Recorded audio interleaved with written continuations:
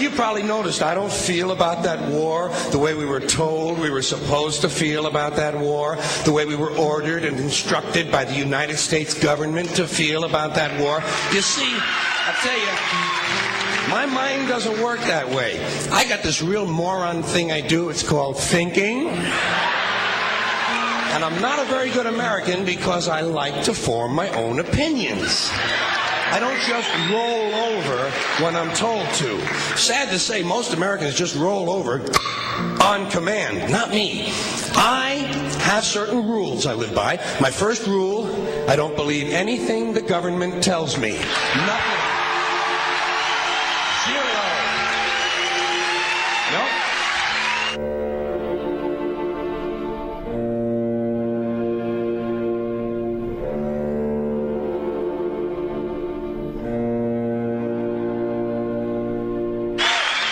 And I don't take very seriously the media or the press in this country, who in the case of the Persian Gulf War were nothing more than unpaid employees of the Department of Defense, and who most of the time function as kind of an unofficial public relations agency for the United States government.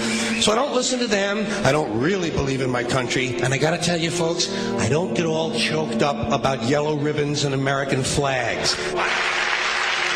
Now, to balance the scale, I'd like to talk about some things that bring us together. Things that point out our similarities instead of our differences. Because that's all you ever hear about in this country is our differences. That's all the media and the politicians are ever talking about, the things that separate us, things that make us different from one another. That's the way the ruling class operates in any society. They try to divide the rest of the people. They keep the lower and the middle classes fighting with each other so that they, the rich, can run off with all the fucking money. Fairly simple thing, happens to work.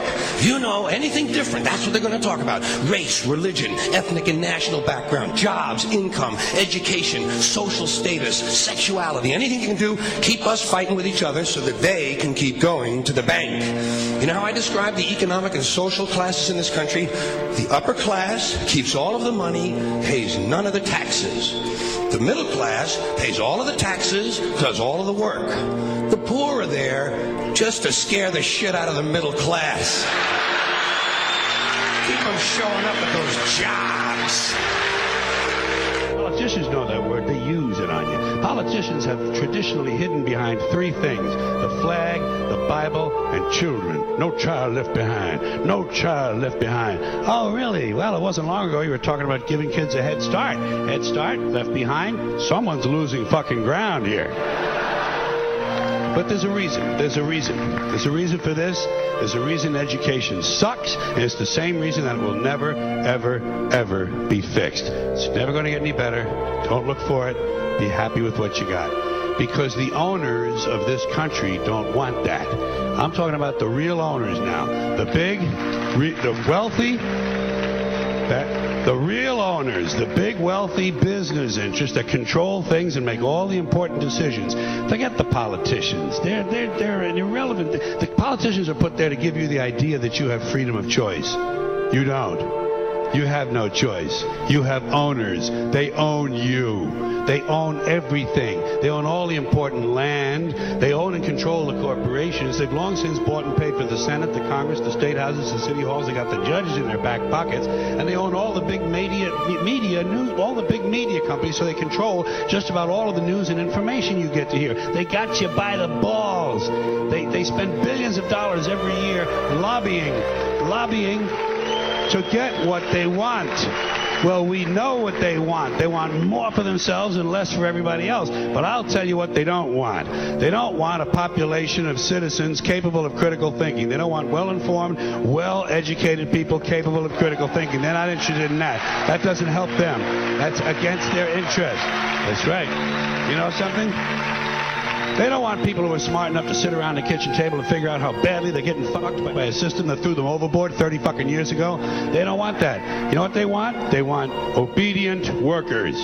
Obedient workers. People who are just smart enough to run the machines and do the paperwork, and just dumb enough to passively accept all these increasingly shittier jobs with the lower pay, the longer hours, the reduced benefits, the end of overtime, and the vanishing pension that disappears the minute you go to collect it. And now they're coming for your Social Security money. They want your fucking retirement money. They want it back so they can give it to their criminal friends on Wall Street. And you know something? They'll get it. They'll get it all from you sooner or later because they own this fucking place. It's a big club, and you ain't in it.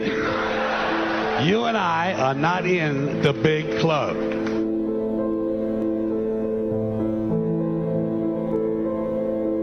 The greatest form of control is where you think you're free when you're being fundamentally manipulated and dictated to. One form of dictatorship is being in a prison cell and you can see the bars and touch them. The other one is sitting in a prison cell but you can't see the bar, you think you're free. What the human race is suffering from is mass hypnosis. We are being hypnotized by people like this.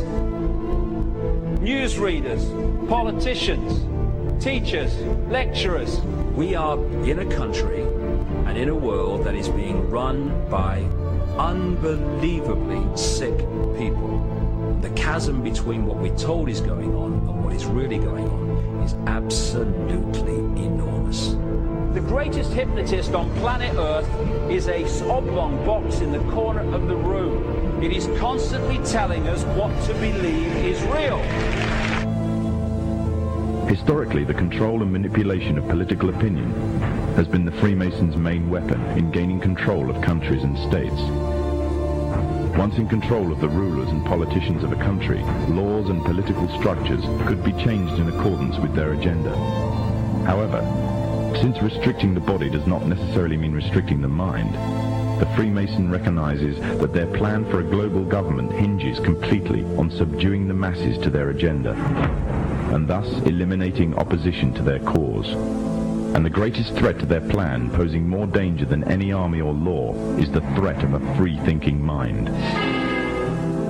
In order to eliminate this threat and to achieve their objective, the Masons have set about the boldest plan ever devised: the complete control of every aspect of human life, your life. And the weapons they are using against you are in your very homes, entertaining you and your children, and gradually indoctrinating you without you even realizing.